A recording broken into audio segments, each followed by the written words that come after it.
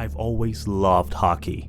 Not just watching it, but the feel of the ice beneath me, the slap of the stick, the thrill of a breakaway. It's been in my life since I was 6, but now, I'm not sure I'll ever skate again. Not after what happened. It started when I picked up that puck. I work part-time at the local rink, cleaning up after games and practices. It's not glamorous, but it keeps me close to the sport while I'm at community college, and after my shift, I'm allowed out onto the ice to practice my moves for free, as long as I bring my own pads and equipment. Last week, I was locking up late when I spotted it in the corner near the bleachers. The puck was... I don't know how to say it other than it felt off. Not like the rubber discs I've handled 1,000 times before. This one was darker. Like it had soaked up shadows. Etched into its surface were faint markings, lines that didn't quite form letters, but which made my eyes hurt if I looked too long. I should have left it there. But curiosity got the better of me. I picked it up, turning it over in my hands. It was cold, colder than the rink itself, and heavier than it should have been. It made a faint swishing noise when I ran my fingers over it, reflecting the halogen strip lights in a way that made them look like they were refracting through water. That night, I dreamed of ice. I wasn't on a rink, but a vast, endless expanse of frozen black water. I stood alone, my breath fogging the air. In the distance, a figure skated toward me. I couldn't see their face, just a silhouette against the pale moonlight. Yet, as they drew closer, I realized they weren't skating at all. They were gliding above the surface of the ice without moving their legs. I had a vague impression of eyes, limbs, and a penetrating sense of fear. Then I jolted myself awake. When I sat up in bed, my room was freezing. My breath clouded in front of me, even though I knew it wasn't cold enough outside for that. Frost had formed on the inside of the windows. The puck sat on my nightstand, exactly where I left it. But now those markings were clearer now. They almost seemed to glow. I decided to take it back to the rink and dump it back where I had found it. Maybe I could stash it in Lost and Found and forget about it. Then it would be someone else's problem. However, as I was crossing through the rink to get to the employee lounge, the puck fell out of my bag. Without thinking, I smacked it with my stick. Big mistake. The puck didn't slide like normal. It screamed. The moment my stick collided with it, a high-pitched wail echoed through the empty rink. I froze, hands over my ears, my stick clattering to the ice. The sound stopped, but when I looked down, the puck was gone. The rink lights flickered once, twice, casting long, eerie shadows across the ice. I felt a strange pressure in my chest and tingling across my skin, as if the already low temperature of the rink had dropped a few more degrees in an instant. Unnatural silence consumed the place, not just a lack of noise, but a complete absence of the very concept of sound. I couldn't even hear my own frantic pulse in my ears. I turned in a slow circle, the cold biting through my clothes, my breath coming out in ragged clouds. I wanted to call out, but my words strangled away in my throat. At first I thought I was seeing things. It was just a trick of the light, a shadow cast by the bleachers maybe, or my annoying coworker Dave pulling one of his unfunny pranks. I should be so lucky. In the center of the rink, hovering just above the ice, was the figure from my dreams, as though it had always been there, just waiting for me to finally notice. It was unnaturally tall, proportions of its limbs all wrong. gangly arms were folded neatly behind its back, long fingers dangling over its bony hips, which sat atop legs with too many joints. Yet, it was the face that made my blood run cold. Its skin was pale and strotched taut over its skull, every angle and curve highlighted in grotesque detail. The flesh around its eyes had rotted away, leaving empty sockets where eyes should have been. Deep in those concave pits was nothing but darkness. Darkness so pitch it seemed to suck in all light around it. Its mouth was twisted into a frozen scream, lips pulled back so far that the skin had torn at the edges. I could see the jagged remnants of teeth.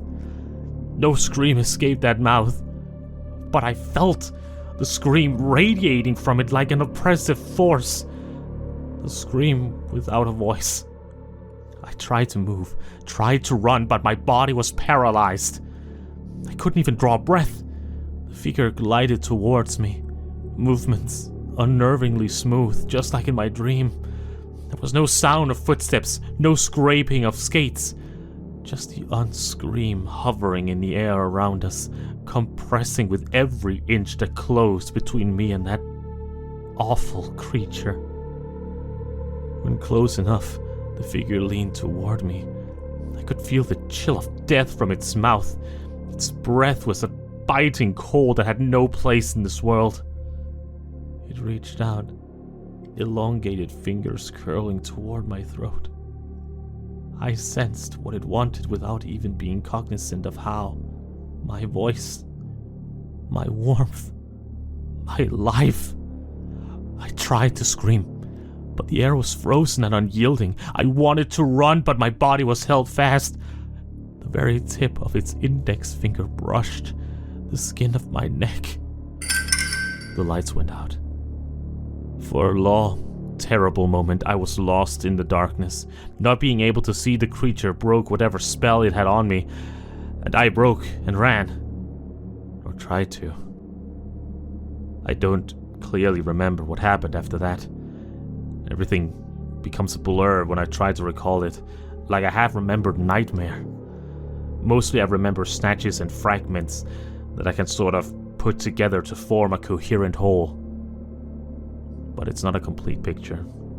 I remember my chest hurting as I sucked in desperate lungfuls of air, each feeling like it might be my last. I remember the cold air stinging my skin as if it were alive and made of tiny bees. I remember the ice beneath me, slick, treacherous.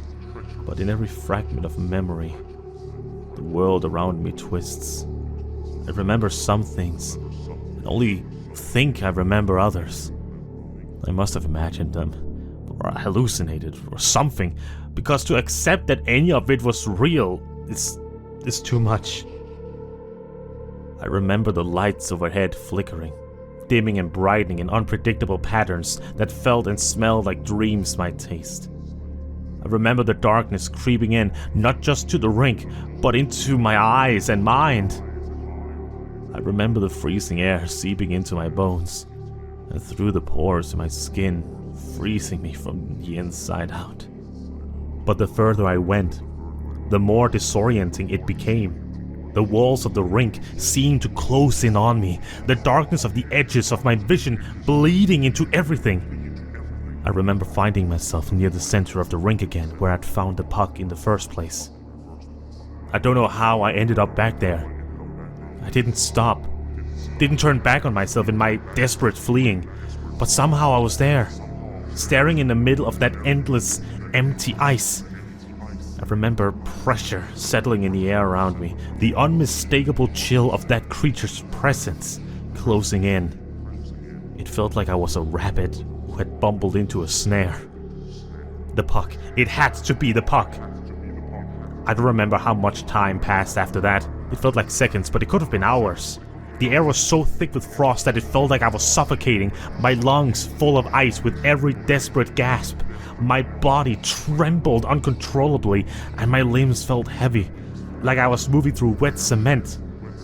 My mind was clouded by a singular thought. I have to get away! I have to get away! I have to get away! Yet no matter how hard I pushed, I couldn't move any faster. The rink had become a void, stretching out endlessly before me, no exit in sight.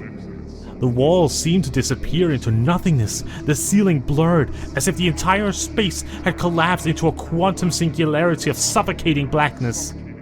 I began to wonder if I was even moving at all, or if I had been trapped here, suspended in time, doomed forever to be fleeing while the figure drew nearer. Then, between one blink and the next, the figure arrived in front of me. The empty sockets where eyes should have been were darker in the last memory, swirling with some kind of inky void. I could feel the pull, like I was being drawn into the abyss that lived within those hollows. Its mouth stretched open unnaturally wide, broken teeth like shattered glass, glittering in the strobing lights. The stench of decay emanating from that mouth, filling my nostrils as if it leaned them closer to me. It didn't speak. It didn't need to. Its presence alone spoke loud enough to drown out every rational thought of my mind.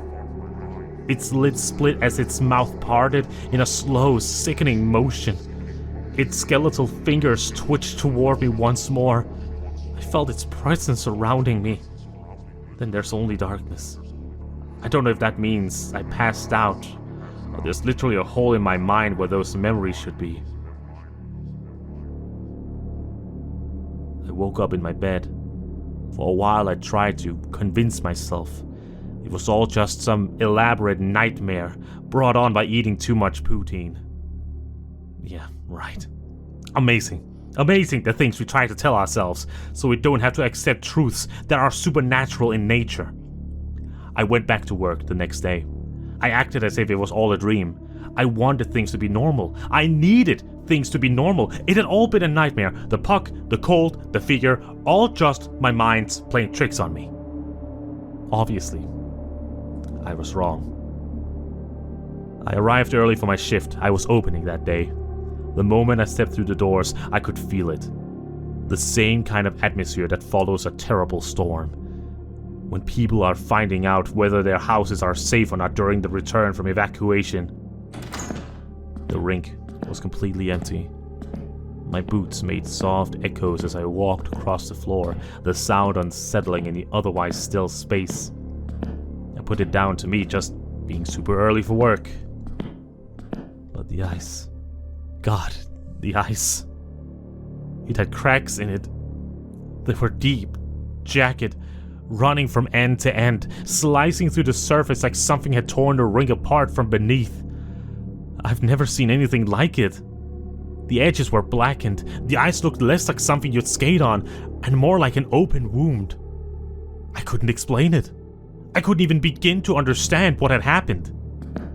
I went close to the rink, hesitant but drawn to those cracks.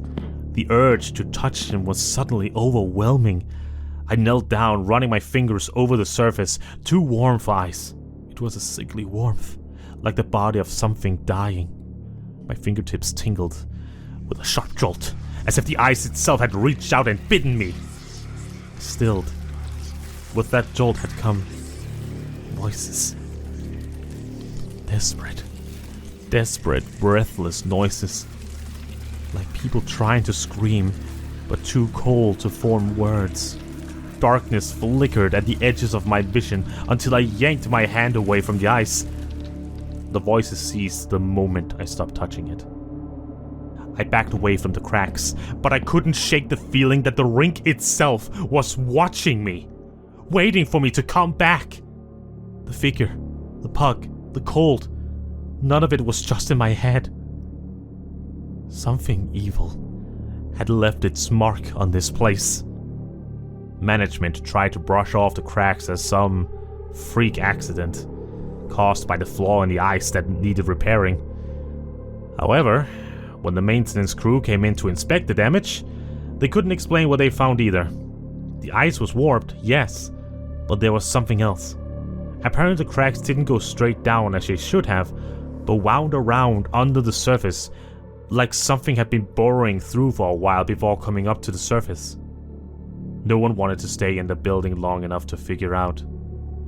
The rink closed while repairs were done, but to me, there was no fixing what had happened. It seemed the same was true for other people too. No one wanted to be anywhere near the place. Rumors started. People said that the ice rink was cursed. Some rumors were just plain dumb, tales of murder done in the dead of night and covered up by authorities. But some chimed in my head in a way that made my skin feel cold and shivery. They said something terrible had been in that ice that was never meant to leave it. It wasn't just a fluke, the rumors said, it was a warning. Something ancient had been disturbed and had used the rink as a means of accessing our world from its own. All it needed was something to unlock the door with a key. And keys could be items. Like a hockey puck. I tried to shake it off, tried to believe we were all just paranoia, but I knew better. I knew the ice wasn't just cracked, it had been split open. Something had come through. I had unknowingly unlocked a door and let it into our world. I still have the puck. I don't know why. It was in my bag when I woke up after my false nightmares. It's still there. Heavy as ever. I thought about getting rid of it, but I kept it because, well, what can unlock a door can also lock it again. Maybe if that creature can be convinced to go home, I can seal the way behind it. Maybe it doesn't seem to want to go home though. You see, whenever I close my eyes now, I see that black expanse of ice again. I hear the pleas of those souls the creature sacrificed to open the portal, now trapped in the rink. I think the creature wants me to come back to work. It wants me to place my bare hands on the rink, skin against ice.